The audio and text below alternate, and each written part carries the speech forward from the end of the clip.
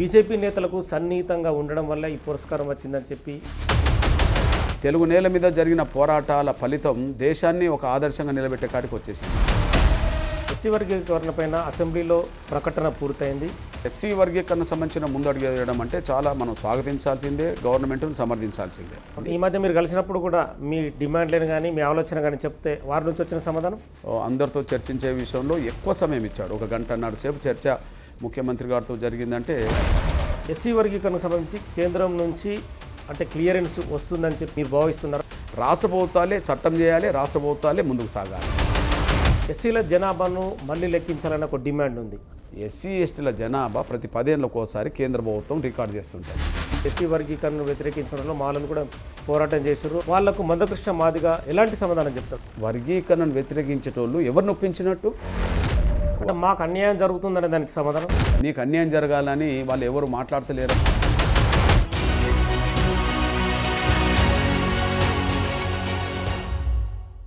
Welcome to big TV. SC వర్గీకరణ కోసం దశాబ్దాల తరబడి పోరాటం, చివరికి వర్గీకరణకు సుప్రీంకోర్టు గ్రీన్ సిగ్నల్, కేంద్రం కూడా ఎస్సీ వర్గీకరణ చేయాలని చెప్పి నిర్ణయం తీసుకోవడం, రాష్ట్ర ప్రభుత్వాలు కూడా ఎస్సీ వర్గీకరణకు అనుకూలంగా బిల్లుని పాస్ చేయడానికి ఉద్యుక్తమవడం. మందకృష్ణ మాదిగే ఎస్సీలకు ఒక బ్రాండు, వర్గీకరణకే తన జీవితాన్నే త్యాగం చేసిన వ్యక్తి. ప్రస్తుతం బిగ్ టీవీ స్టూడియోలో మందకృష్ణ మాదిగ ఉన్నారు. నమస్తే అండి మందకృష్ణ మాదిగ గారు. నమస్తే తమ్ముడు. పద్మశ్రీ పురస్కారం అందుకున్నందుకు మొదట మీకు బిగ్ టీవీ శుభాకాంక్షలు. ధన్యవాదాలు. దశాబ్దాల తరబడి ఎస్సీ వర్గీకరణ కోసం పోరాటం చేసిన మీకు ఎస్సీ వర్గీకరణకు సుప్రీంకోర్టు గ్రీన్ సిగ్నల్ ఇవ్వడం, అలాగే కేంద్రం కూడా సానుకూలంగా స్పందించడం, ఎలా చూస్తారు ఈ ఇష్యూని? ఎస్సీ రిజర్వేషన్ల వర్గీకరణకు ఎన్నో రకాల అడ్డంకులు కల్పించబడ్డాయి. ఈ ఉద్యమం మొదలుపెట్టిన 94లో కనీసం కులం పేరు చెప్పుకోవాలని సిగ్గుపడే పరిస్థితులు.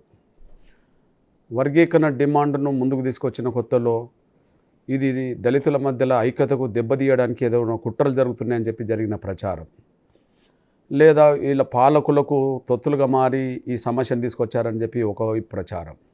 వర్గీకరణ ముందుకు సాగుతున్న దశల్లో పలుకుబడితో ఎన్నో అడ్డంకులు. వీటన్నిటినీ దశల వారీగా అధిగమిస్తూ సమాజంలో ఉండబడే అన్ని వర్గాల ప్రజలు కూడా వర్గీకరణకు అనుకూలంగా ఉండేటట్టుగా సమాజం మద్దతు తీసుకొని, అన్ని రాజకీయ పక్షాల మద్దతుతో, న్యాయ వ్యవస్థ మద్దతుతో, కేంద్ర ప్రభుత్వాల మద్దతుతో, రాష్ట్ర ప్రభుత్వాల మద్దతుతో చివరి ఘట్టంగా వర్గీకరణ ప్రక్రియ ఫైనల్ కాబోతున్నది.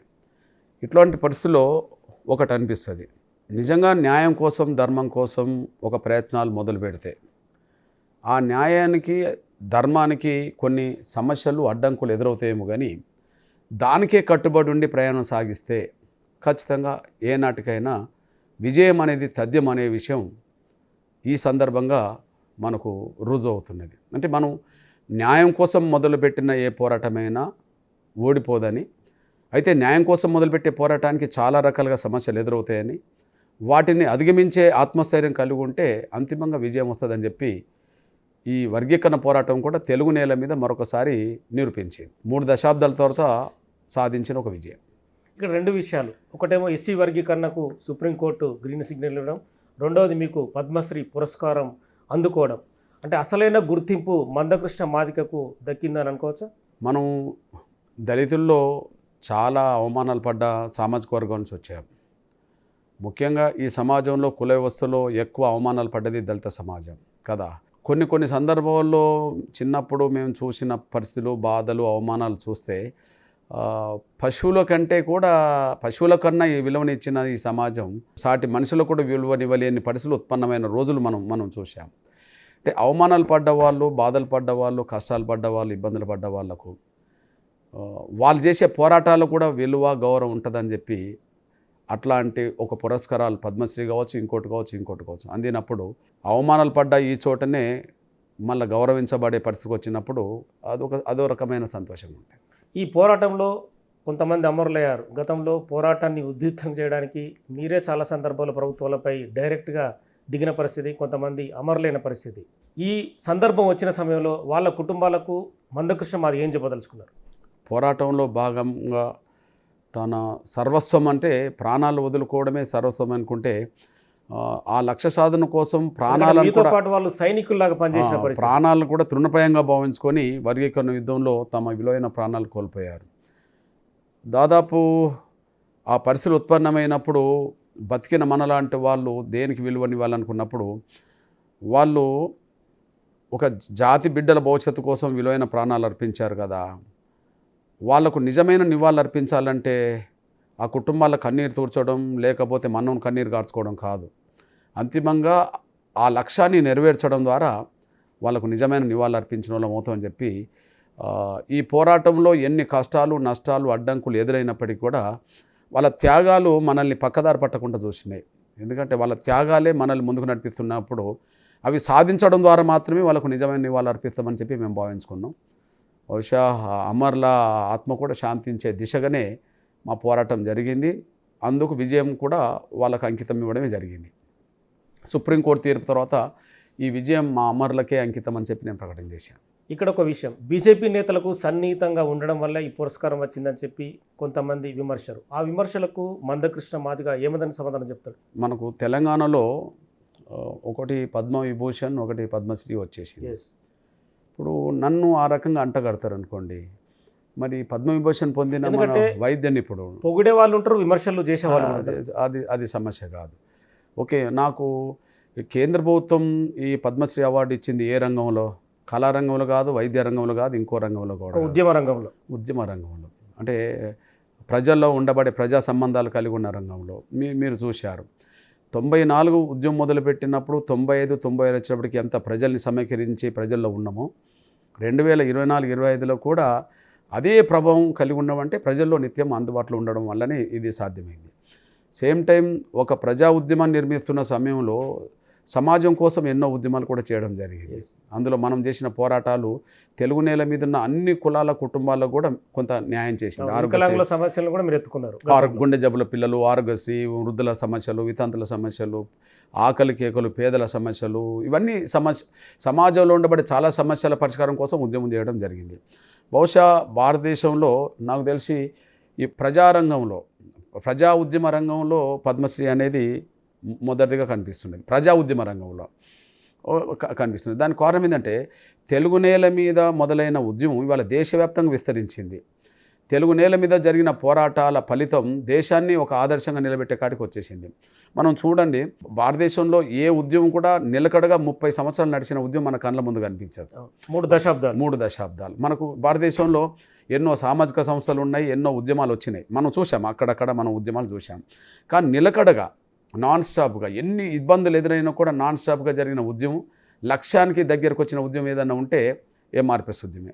అట్లా 30 ఏళ్ళ పోరాటం సుదీర్ఘంగా నడవడం, 2 సమాజం కోసం చేసిన ఉద్యమాలు ఫలితాలు ఇవ్వడం, ఇది ఈ దేశంలో మనం ఈ ఉద్యమానికి ఒక చరిత్ర ఉన్నది. కాబట్టి ఈ చరిత్రను కేంద్రం గుర్తించినట్టు ఉన్నది. అందుకు తగ్గట్టుగా వాళ్ళు గౌరవించాలనుకున్నారు కాబట్టి ఈ పురస్కారం ఇచ్చిందని మేము భావిస్తున్నాం. ఎస్సీ వర్గీకరణ పైన అసెంబ్లీలో ప్రకటన పూర్తయింది. ఇక ఈ వర్గీకరణకు సంబంధించి ఎప్పట్లోగా పూర్తిగా సాకారం అవుతుందని చెప్పి మీకున్న ఆలోచన? షమీం అఖ్తర్ గారి కమిషన్ నివేదికను అనుసరించి రాష్ట్ర ప్రభుత్వం ముందు అడిగేస్తున్నట్టుగా శాసన మండలిలోనూ శాసనసభలో తీర్మానం చేసింది. ఓకే, వర్గీకరణ సమర్థిస్తూ ఒక తీర్మానం చేసింది. కమిషన్ నివేదికను సమర్థిస్తూ తీర్మానం చేసింది. ఆ నివేదికను ముందుకు తీసుకెళ్లే దిశలో ఇప్పుడు వాళ్ళ చట్టం తీసుకొస్తామని చెప్పి మనం చూసాం. బహుశా అది వచ్చే శాసన సమావేశాల నాటికి చట్టరూపం దాల్స్తుందని చెప్పి అనుకున్న దాని ప్రకారం జరుగుతుంది, అభిప్రాయం ప్రకారం. అయితే అందులో కొన్ని లోపాలు సరి చేసుకుని అభ్యంతరాలు మీరు వ్యక్తపరిచారు కూడా. ఆ అభ్యంతరాలు కరెక్ట్ అనుకుంటే దాన్ని సరి చేయాలి. లేదు మేము లేవనెత్తిన అభ్యంతరాలు కరెక్ట్ కాదనుకుంటే సమాజం ముందు చెప్పాలి. ఇప్పుడు ఎగ్జాంపుల్, ఇప్పుడు బీసీ కులగణనలో కొన్ని లోపాలు జరిగినాయి అని చెప్పి సంఘాలన్నీ బయటకు వచ్చినాయి అనుకుందాం. లేదు మేము చేసిందే కరెక్ట్ అని అనలేదు కదా, మళ్ళీ ఒక 15 రోజులకో 20 రోజులకో మళ్ళీ రీసర్వే కోసం వెళ్తుండే కదా. అంటే మిగిలిన వారి కోసం పూర్తి సర్వే కాదు, ఏదన్నా కానీ ఆ మిగిలిన సర్వే పూర్తి చేస్తే పర్సెంటేజ్ పెరుగుతుంది అనుకున్నట్టే కదా. మా పర్సెంటేజ్ ఒక పరిష్కారం లభించినట్టు, కొంత మేరకు పరిష్కారం లభించినట్టే కదా. అట్లనే ఎస్సీ వర్గీకరణ సంబంధించిన ముందు అడిగేయడం అంటే చాలా మనం స్వాగతించాల్సిందే, గవర్నమెంట్ను సమర్థించాల్సిందే. అది పెద్ద ఇష్యూ కాబట్టి. కానీ అంత పెద్ద ఇష్యూ కూడా చేస్తామని చెప్పి కొన్ని లోపాలు కనిపిస్తున్నప్పుడు ఆ లోపాలు సరి చేసుకోవడం ద్వారా గవర్నమెంట్కి మరింత మంచి పేరు వస్తుంది కదా. ఇప్పుడు ఉదాహరణకు ఎస్సీ వర్గీకరణ చేస్తూనే మాదిగలకు కొన్ని అనుమానాలు ఉన్నాయి అనుకోండి, మాదిగలతో పాటు ఇంకా కొన్ని కులాలకు అనుమానాలు ఉన్నాయి అనుకోండి, అరే ఈ వర్గీకరణ పోరాటం న్యాయం కోసం జరిగితే చివరికి పంపిణీ చేసేటప్పుడు కూడా మాకు సరైన న్యాయం జరగలేదు కదా అని చెప్పి ఒక అనుమానాలు అనుకోండి, చేసిన ఫలితం కూడా ప్రభుత్వానికి దక్కడానికి అవకాశం తక్కువ ఉంటుంది కదా. లేదా మాదిగలు లేదా అన్యాయం గురిన వర్గాలకు మాకు సంపూర్ణ న్యాయం జరిగిందని అనుకోవడానికి కూడా దారి తీయదు కదా. ఆ పరిస్థితి ఎందుకు ఉత్పన్నం కావాలి? కాబట్టి మేము చెప్పింది ఏంటంటే గౌరవ ముఖ్యమంత్రి గారికి, గౌరవ షమీమ్ అఖ్తర్ గారి నివేదికలో కొన్ని లోపాలు ఉన్నాయి, వాటిని మీరు సరిచేసి ముందుకెళ్ళండి. మీరు క్యాబినెట్ తీర్మానం చేసినప్పుడు కానీ లేదా సబ్ కమిటీ మీకు నివేదిక ఇచ్చినప్పుడు కానీ కొంత టైం తీసుకొని దాన్ని ముందడుగేయనుండ్రి. టైం తీసుకోకుండా దాన్ని స్టడీ చేయకుండానే ముందడుగేసినట్టు ఉన్నదేమో అని చెప్పి ఒక 4-5 పాయింట్స్ గౌరవ రేవంత్ రెడ్డి గారి ముందు, ముఖ్యమంత్రి ముందు పెట్టడం జరిగింది. ఈ మధ్య మీరు కలిసినప్పుడు కూడా మీ డిమాండ్లను కానీ మీ ఆలోచన కానీ చెప్తే వారి నుంచి వచ్చిన సమాధానం ఒకటి ఏంటంటే, ముందు ఒక గంట సేపు ఎక్కువ సమయం ఇచ్చాడు, అందరితో చర్చించే విషయంలో ఎక్కువ సమయం ఇచ్చాడు. 1 గంటన్నర సేపు చర్చ ముఖ్యమంత్రి గారితో జరిగిందంటే, రకరకాలు జరిగిందంటే వచ్చండి. మొదటి దశలో మేము చేసిందే కరెక్ట్ అనే దశలో ఆయన ఆర్గ్యుమెంట్ వినిపించాడు. రెండో దశకు వచ్చేటప్పటికి ఇప్పుడు కనుక దీనికి మీరు అడ్డంకులు కల్పిస్తే, ఇంకేదైనా కల్పిస్తే ఇక భవిష్యత్తులో మీ జీవితంలో ఎవరి జీవితంలో చూడలేరన్నట్టుగా కొంత భయాందోళన కల్పించే ప్రయత్నం చేశాడు. అంటే మీరు అనేది జనాభా ప్రాతిపదికన పర్సంటేజ్ని డిమాండ్ చేస్తారు. ఓకే కొన్ని లోపాలు జరిగాయని చెప్పేశాడు. అప్పుడు ఒక అర్ధగంట సమయం, 35-40 నిమిషాల సమయం తను చేసిన దాన్ని సమర్థించుకోవడానికి ప్రయత్నం చేయబోయాడు. అయితే మేము ఏదైతే అందులో లోపాలు ఉన్నాయని అన్నామో ఆ లోపాలు పాయింట్ వారుగా ఎక్స్పోజ్ చేయడం జరిగింది. అప్పుడు ఆయన మనసులో కొంత అరే ఎక్కడో మనం కొంత చిన్న లోపాలు కనిపిస్తున్నాయనే విషయం ఆయన మనసులో తట్టినట్టుగా కనిపించింది. కనిపించి అతను ఏమన్నాడు, సరే మీరు చెప్తున్న విషయాలను ఒకసారి సబ్ కమిటీ దృష్టికి కూడా తీసుకెళ్ళండి. మంత్రివర్గ ఉపసంఘం అయితే ఉన్నది కదా, సబ్ కమిటీ దృష్టికి తీసుకెళ్ళండి. అప్పుడు ఆ సబ్ కమిటీతో కూడా నేను చర్చించి మళ్ళీ ఈ విషయంలో ఏం చేయాలనే విషయం ఆలోచిస్తానని చెప్పడం జరిగింది. అందులో గౌరవ ముఖ్యమంత్రి దగ్గర నుంచి మళ్ళీ సబ్ కమిటీ చైర్మన్ అయిన ఉత్తమ్ కుమార్ రెడ్డి గారి దగ్గరికి వెళ్ళి ఆయన దగ్గర గంట సేపు కూడా చర్చించడం జరిగింది.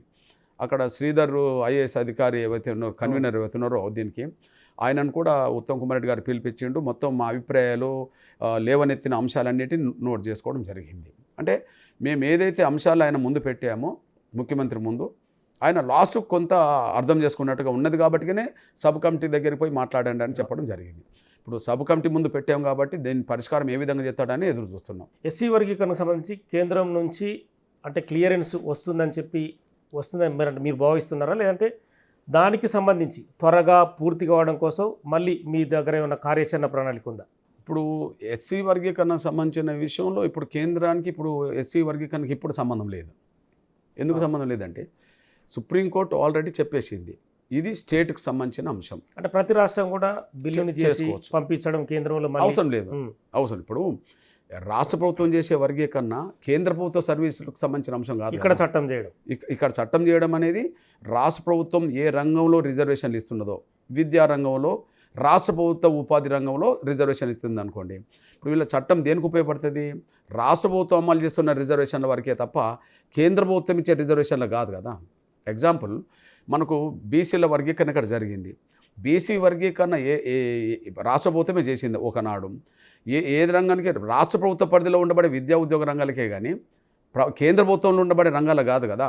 అట్లనే ఎస్సీ వర్గీకరణ కూడా రాష్ట్ర ప్రభుత్వాలు చేసుకునే అధికారం అని సుప్రీంకోర్టు చెప్పిన తర్వాత రాష్ట్ర ప్రభుత్వాలే చట్టం చేయాలి, రాష్ట్ర ప్రభుత్వాలే ముందుకు సాగాలి. కాబట్టి దీనికి ఇప్పుడున్న వర్గీకరణ అంశం రాష్ట్ర ప్రభుత్వం తీసుకొచ్చే అంశానికి కేంద్రానికి సంబంధం లేదు సుప్రీంకోర్టు జడ్జిమెంట్ ప్రకారంగా. సో మాలలు డిమాండ్ కూడా వాళ్ళు కూడా చేస్తున్నారు. ఎస్సీ వర్గీకరణను వ్యతిరేకించడంలో మాలలు కూడా పోరాటం చేశారు, మీకు తెలిసిన విషయమే. అంటే తెలంగాణ వ్యాప్తంగా కావచ్చు, ఆంధ్రప్రదేశ్లో కావచ్చు. వాళ్లకు మందకృష్ణ మాదిగ ఎలాంటి సమాధానం చెప్తాడు? అంటే వాళ్ళను సంతృప్తిపరచడం అనేది సెకండరీ విషయం. ఉద్యమపరంగా మందకృష్ణ నుంచి ఒక సమాధానం అనేది వాళ్ళని కూడా సాటిస్ఫై చేయాల్సిన అవసరం ఉంది. ఓకే, ఏంటంటే ఎవరిని 100% సాటిస్ఫాక్షన్ చేయలేము నాన్న. ఎందుకు చేయలేమంటే ఇప్పుడు తెలంగాణ రాష్ట్ర ఉద్యమం జరుగుతున్న సమయంలో సీమాంధ్రలో తెలంగాణ వద్దని అడ్డంకులు జరిగినాయి. వాళ్ళందరినీ సంతృప్తిపరిచి తెలంగాణ రావడం అంటే సాధ్యమవుతుందా?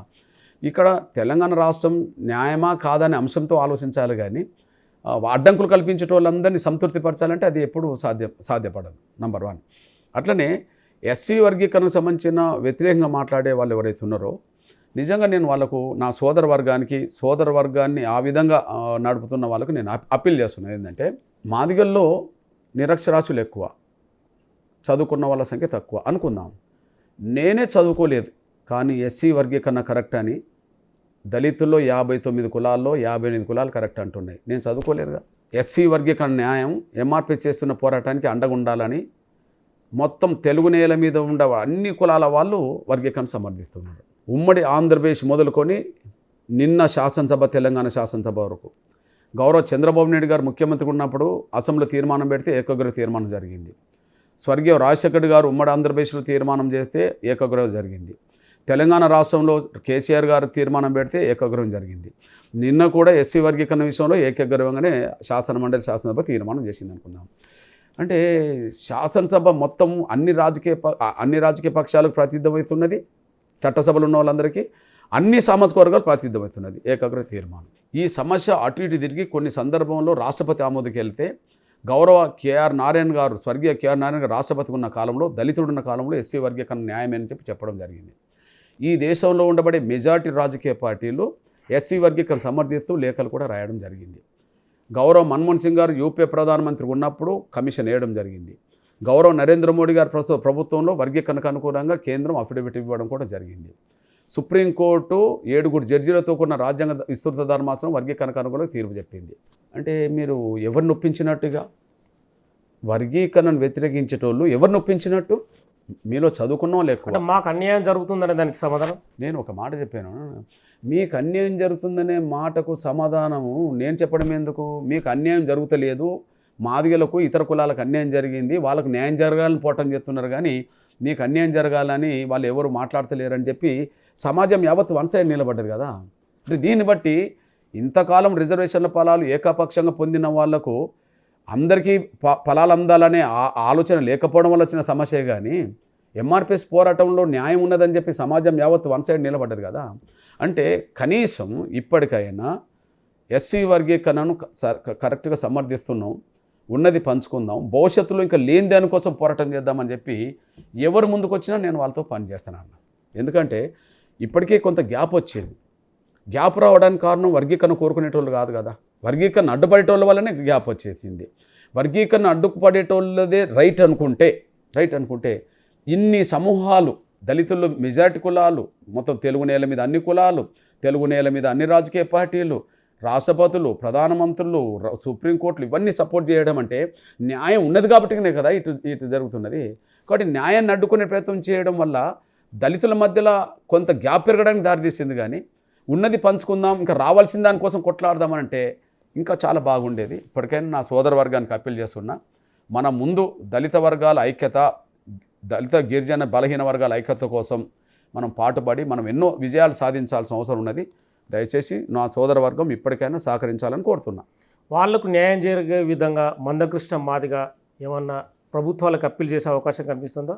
లేదంటే వాళ్ళ డిమాండ్లు ఏమున్నాయో పక్కన పెడితే వాళ్ళతో మీరు చర్చలు జరపడం కావచ్చు, సామరస్య ధోరణిని ఏర్పాటు చేయడం కోసం. ఏంటంటే ఇప్పుడు న్యాయాన్ని అంగీకరించి ఏదన్నా చిన్న చిన్న అంశాల మీద భిన్నాభిప్రాయాలు ఉంటే వర్గీకరణను సమర్థిస్తున్నామని చెప్పి ఏదన్నా చిన్న చిన్న విషయాల మీద భిన్నాభిప్రాయాలు ఉంటే దాన్ని చర్చించుకొని మాట్లాడుకోవడానికి ఏ పెద్దల ముందు కూర్చోవడానికైనా మేము సిద్ధమేనన్నా. ఎందుకు మన మధ్యలో గ్యాప్ ఎందుకు పెరగాల?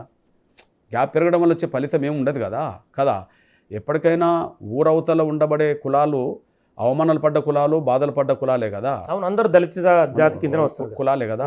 వాళ్ళ మధ్యలో అనైక్యత పెరగాలని నేను కోరుకోను కదా. అనైక్యత కారణం అనేది మేము వర్గీకరణ కోరుకోవడం వల్ల అనైక్యత వచ్చిందని కాదు కదా, వర్గీకరణ అడ్డుకోవడం వల్ల వచ్చిన అభిప్రాయాల వల్ల ఈ అనైక్యత పెరిగింది కదా. దీనికి సహృదయంతో అర్థం చేసుకొని ఈ వర్గీకరణ పోరాటానికి అండగా నిలబడాల్సింది, సహకరించాల్సింది నా మాల సామాజిక వర్గ సోదరిమణులని గుర్తు చేస్తున్నాను నేను. ఈ మధ్య కాలంలో వాళ్ళు ఒక ప్రెస్ మీట్ కూడా నిర్వహించి మేము కూడా ఉద్యమాన్ని ఉధృతం చేస్తాం, ఇన్ని లక్షల మంది, అంటే మీరు కూడా గతంలో ఉద్యమానికి సంబంధించుకోవచ్చు, వర్గీకరణకు సంబంధించి అనేక స్టేట్మెంట్లు ఇచ్చారు, అనేక ఉద్యమాలు ముందుకు తీసుకెళ్లారు. సేమ్ అదే ప్రాతిపదికన వాళ్ళు కూడా అట్లా వస్తున్నారు. అది తప్పు అనేది సమాజం అంటుంది కదా. ఇప్పుడు ఎగ్జాంపుల్, ఇప్పుడు ఎంఆర్పిఎస్ ఒక మీటింగ్ పెడితే ఓకే, దళితుల్లో అన్ని కులాలు రమ్మంటే అన్ని కులాలు వస్తాయి. ఎంఆర్పిఎస్ మీటింగ్ పెడితే వేదిక మీదకి అన్ని పార్టీలు రమ్మంటే వస్తాయి. ఎంఆర్పిఎస్ మీటింగ్ పెడితే దళితేతర కుల సంఘాలన్నీ వర్గీకరణ కోసం వస్తాయి. మరి వర్గీకరణ అడ్డు తగులుతాం, మేము వర్గీకరణ జరగనీయమంటున్న వాళ్ళు మీటింగ్ పెడితే ఎవరు వస్తారు?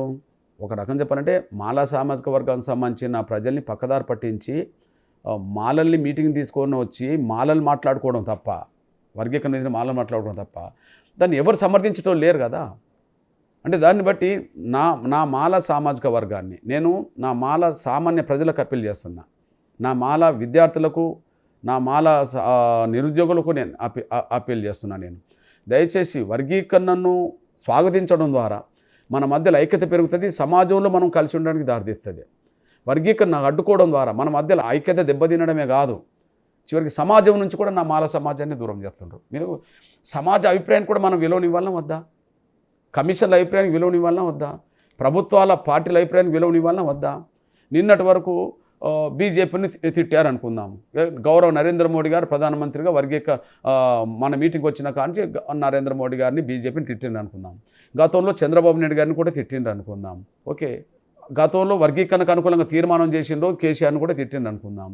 ఇప్పుడు మరి కాంగ్రెస్ ముఖ్యమంత్రి కూడా వర్గీకరణ మేము చేస్తున్నామని చెప్పి అసలు తీర్మానం ఇప్పుడు ఎవరిని అంటారు? ఇప్పుడు మీరు అంటే వాళ్ళు ప్రధానంగా మాకు జరుగుతున్న అన్యాయం అంటారు. అంటే వాళ్ళు జరుగుతున్న అన్యాయాన్ని మీరు కొన్ని పాయింట్లను ఐడెంటిఫై చేసిరా? అసలు వాళ్ళకు జరుగుతున్న అన్యాయం ఏంటి? అసలు ఒక విషయం ఏంటంటే 15% ఇప్పటి వరకు ఏకపక్షంగా పొందిన 10-12% రిజర్వేషన్లు వాళ్ళకు అదనంగా వచ్చినాయి. వాళ్ళకు న్యాయమైన వాటా రావాల్సింది. అంబేద్కర్ చెప్పిన దాని ప్రకారం ఏ దళిత కులమైనా తమ జనాభా కంటే రిజర్వేషన్ ఫలాలు ఎక్కువ కోరుకూడదు, పొందకూడదు అని చెప్పేశాడు.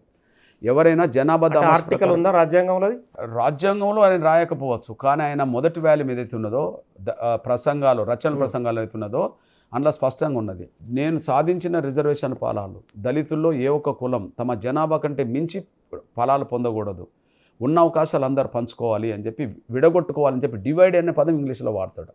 నేనేమంటున్నానంటే ఇప్పుడు డాక్టర్ బాబాసాహెబ్ అంబేద్కరే మనకు మహనీయుడు అయినప్పుడు కనీసం ఆయన మాట కన్నా విలువనివ్వాలి కదా. నేను ఆయన రాసిన పుస్తకం చెప్తున్నాను, నేను ఆయన రాసిన రచనల ప్రసంగాలు మొదటి వాల్యూమ్లోనే ఇది ఉన్నదని చెప్తాను. నేను చదివి వినిపించమంటే ఇప్పుడు నా కార్లో బుక్ ఉన్నది, నేను చదివి వినిపిస్తాను. కనీసం మరి అంబేద్కర్ గౌరవంతో అయినా ఉన్నది పంచుకోవడానికి అంగీకరించాలి కదా. అంగీకరించకుండా అడ్డం పడ్డ వాళ్ళు వచ్చేది ఏమున్నది? మీకు ఏమైనా అన్యాయం జరిగిందా అంటే ఇప్పుడు కమిషన్లు మీకు అన్యాయం జరగలేదు, మాదిగలకు ఇతర కులాలకు అన్యాయం జరిగిందని చెప్పింది, ప్రభుత్వాలు దాన్ని ఆమోదించినాయి. మీరు చెప్పే మాటకు ఎవరు విలువనిత్తలేరు కదా. ఎందుకు విలువనిత్తలేరు అంటే మీకు అక్కడ అన్యాయం జరిగింది ఏం లేదు. ఇంతకాలం అవకాశాలు మీరు పొందిన లిస్టులో ఉన్నారనే విషయం సమాజం, ప్రభుత్వాలు, కమిషన్లు గమనించినాయి కాబట్టి మీరు ఏం మాట్లాడినా కూడా సమాజం అంగీకరించలేదనే విషయం స్పష్టంగా అర్థమవుతుంది కదా. అంటే ఇది ఈ డివైడింగ్ రావడానికి వ్యక్తుల మధ్య స్వార్థాల, లేదంటే రాజకీయ నాయకుల ఆధిపత్యం కోసమా? వ్యక్తుల మధ్యలో ఏముంటుంది చెప్పండి. నేను ఒక ఉద్యమం చేస్తే ఆ నాయకుడు ఎక్స్పోజ్ కావాలను, లేకుంటే తదుపరి రాజకీయ నాయకుడు కావాలి, రకరకాల ఇష్యూస్ ఉంటాయి. డాక్టర్ బాబాసాహెబ్ అంబేద్కర్ రిజర్వేషన్ల కోసం పోరాటం చేయడం అంటే ఆయన ఎక్స్పోజ్ కావడానికి చేసిండా? మీరు చెప్పండి. అంటే దళిత జాతి మధ్య ఇప్పుడు జరుగుతున్న ఈ వైవిధ్యం ఏదైనా లేనిది సాధించడం కోసం జరిగే పోరాటంలో నిబద్ధత ఉన్న నాయకత్వం కొంత ఎక్స్పోజ్ అవుతుంది. నిబద్ధత లేని వాళ్ళు కొట్టుకెళ్ళిపోతారు. డాక్టర్ బాబాసాహెబ్ అంబేద్కర్కు రిజర్వేషన్ సాధించాలని పట్టుదల, నిజాయితీ, కమిట్మెంట్, సంకల్పం ఉన్నది కాబట్టి ఆయన విజయం సాధించగలిగాడు, ప్రపంచానికి ఒక ఆదర్శమూర్తిగా నిలబడగలిగాడు. ఒక నెల్సన్ మండేలా మనం చూసుకుందాం, లేకపోతే ఒక మహాత్మా పూలేని చూసుకుందాం, ఎవరైనా సరే ప్రపంచవ్యాప్తంగా ఎదిగిన నేతల తీరు. అంతకుముందు లేని అవకాశాలను సాధించి పెట్టే పోరాటంలో ఎవరైనా సరే గట్టిగా నిలబడితే వాళ్ళకు గుర్తింపు, గౌరవం వస్తుంది, ఫలితాలు కూడా వస్తాయి. ఇక్కడ నేను చెప్పదలుచుకునేది ఏంటంటే నేను ఒక దృక్పథం కలిగి ఉన్నాను అనుకుందాం. ఈ దృక్పథం ఏంది? అంబేద్కర్ సాధించిన రిజర్వేషన్ ఫలాలు దళితుల్లో అన్ని కులాలకు చెందాలనేది ఒక దృక్పథం. ఈ దృక్పథం ఎవరికి అనుగుణమైనది? అంబేద్కర్ దృక్పథానికి అనుగుణమైనది. ఈ దృక్పథం న్యాయం అని చెప్పి కమిషన్లు అన్నాయి, అన్ని పార్టీలు అన్నాయి. కాబట్టి ఇక్కడ వ్యక్తిగతమైన ఘర్షణ, వ్యక్తిగత విభేదాలుగా చూడదు కదా నాన్న. అంబేద్కర్ సాధించిన ఫలాలు అందరికి అందాలనేది ఒక సామాజిక న్యాయ సూత్రానికి అనుగుణమైన ఒక ఉద్యమం. ఆ ఉద్యమాన్ని ముందుకు తీసుకెళ్తున్న దశలో ఎన్ని అవాంతరాలు వచ్చినా నిలబడ్డం కాబట్టినే ఓకే మీలాంటి తమ్ముళ్ళు పిలిపించి మాట్లాడడమో, సమాజంలో ఎంతో కొంత విలువ రావడమో, గుర్తింపు రావడం దారితీసింది. మేము తప్పులు చేస్తే, మేము స్వార్థం చూసుకుంటే కదా, మేము అనవసరమైన ఘర్షణ కోరుకుంటే ఇది ఈ గుర్తింపు, ఈ విలువ, గౌరవం ఎందుకు వస్తుంది చెప్పండి? ఎస్సీల జనాభాను మళ్ళీ లెక్కించాలన్న ఒక డిమాండ్ ఉంది. అంటే ఆల్రెడీ దీనికి సంబంధించిన ఒక రూపకల్పన ముందుకెళ్తుంది. ఎస్సీల కులగణన చేయాల్సిన అవసరం మళ్ళీ ఉందంటారు? దేశానికి స్వాతంత్రం వచ్చిన కాడ నుంచి లెక్కలేని సమాజం ఏమంటే బలహీన వర్గాల జనాభా లెక్కలేదు. కాబట్టి ఈ మధ్యకాలంలో దేశవ్యాప్తంగా డిమాండ్లు ఏంటిది? 50% పైగా మేము కనిపిస్తున్నాం, కానీ మా నిజమైన జనాభా ఎంతో మాకు తెలియట్లేదు, మాకు తెలియనివ్వట్లేదు. ఈ దేశంలో పశువుల లెక్కలు, పక్షుల లెక్కలు, జంతువుల లెక్కలు తీస్తున్నారు, మృగాల లెక్కలు తీస్తున్నారు, కానీ మేము 50% పైగా ఉన్నామని మేము అంటున్నాం, మా లెక్కలు ఎందుకు తీస్తలేరని ఒక చర్చ జరిగింది. మరి ఎస్సీ ఎస్టీల లెక్కలు ఎందుకు తీస్తలేరని చెప్పి ఎవరైనా అన్నారా? అనలే. కారణం ఇది, ఎస్సీ ఎస్టీల జనాభా ప్రతి 10 ఏళ్ళకు ఒకసారి కేంద్ర ప్రభుత్వం రికార్డు చేస్తుంటారు. ఇప్పుడు ఎస్సీ ఎస్టీల జనాభా దేశవ్యాప్తంగా ఉన్నది కదా, నంబర్ 1. ఇప్పుడు లెక్కలు దాని ప్రకారం 2011 లెక్క చూస్తారు కదా.